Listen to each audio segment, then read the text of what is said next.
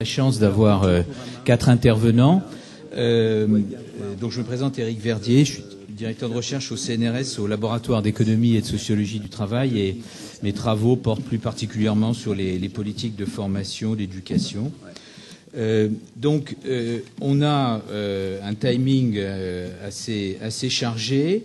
Ce que je propose, c'est d'abord de rappeler quelle est la problématique générale de cet atelier telle qu'elle a été définie par l'Institut Jacques Otto. Dans un second temps, je proposerai aussi une démarche, disons, de travail pour cet atelier.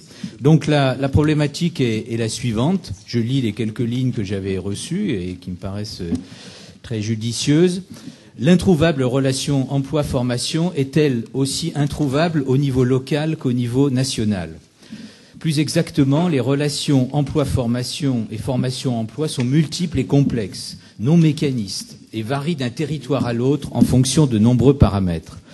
Leur observation et analyse suppose de mettre en œuvre et souvent de créer de toutes pièces des outils économiques et statistiques nouveaux, innovants et utilisables par les acteurs locaux.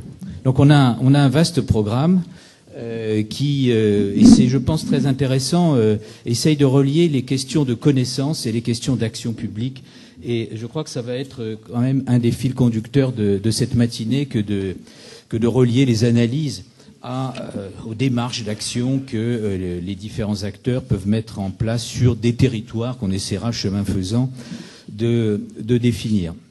Alors, ce que je propose, c'est de faire ça en 2 temps.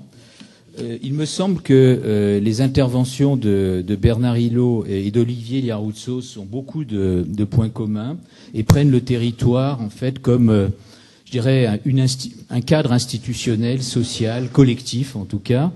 Et donc, nous propose, à partir de là, de réfléchir sur la relation complexe que nous avons à traiter, puisqu'elle ne porte pas simplement sur la relation emploi-formation, mais elle porte sur la relation emploi-formation-compétence. Donc on rajoute encore un petit peu de complexité et on compte sur le territoire pour démêler cet écheveau.